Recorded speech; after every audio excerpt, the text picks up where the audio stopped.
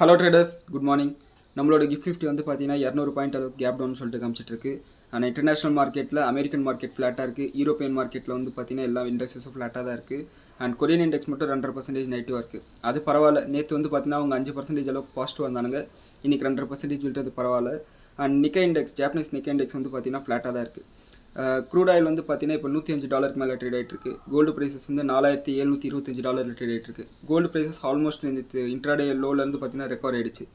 ஒருவேளை நம்மளோட prime minister Modi அவர்கள் வந்து இந்த மாதிரி கன்சம்ஷனை கம்மி பண்ணுங்கள், இம்போர்ட் பண்ணுற கூட்ஸை வந்து கன்சியூம் பண்ணுறது கம்மி பண்ணுங்கன்னு சொல்லாமல் இருந்திருந்தால் மேபி நம்மளோட மார்க்கெட்டும் இன்றைக்கி ஃப்ளாட்டாவோ இல்லை பாசிட்டிவாக ஓப்பன் ஆகிருந்திருக்கலாம். அண்ட் எது எப்படியோ இந்த அமெரிக்காவுக்கும் ஈரானுக்கும் நடுவில் ஒரு பேச்சுவார்த்தை பண்ணி ஒரு முடிவுக்கு வர வரையும் வந்து பார்த்திங்கன்னா நம்மளுக்கு வந்து பார்த்திங்கன்னா மார்க்கெட் ரெக்கவர் ஆகாது. இன்றைக்கி ஒரு பெயின்ஃபுல்லான டேவாக தான் இருக்கும். ஸோ என்ன நடக்குதுன்னு வெயிட் பண்ணி பார்ப்போம். நாளைக்கு வந்து பார்த்திங்கன்னா ட்ரம்ப் வந்து சைனாக்கு போக போகிறாரு. ஸோ அப்படி போகும்போது ஏதாவது பேச்சுவார்த்தை நடத்தி ஒரு நல்ல டிசிஷன் வரலாம். ஸோ இந்த வாரம் ஃபுல்லாகவே வந்து பார்த்திங்கன்னா இப்படி தான் ஒரு நாள் வந்து 200-300 பாயிண்ட் பாசிட்டிவாக, ஒரு நாள் வந்து 200-300 பாயிண்ட் நெகட்டிவாக இருக்க போகுது. ஸோ பார்த்து கொஞ்சம் கேர்ஃபுல்லாக இருப்போம். அண்ட் பார்க்கலாம் இன்றைக்கி இன்ட்ராடேயில் எப்படி ஒரு ப்ரைஸ் ஆக்ஷன் இருக்க போகுதுன்னு சொல்லிட்டு. மேற்கொண்டு வந்து பார்த்திங்கன்னா இன்றைக்கி வந்து எக்ஸ்பைரி வேறு, அந்த எக்ஸ்பைரி ஓரியன்ட் வாலட்டிலிட்டி இருக்கும்.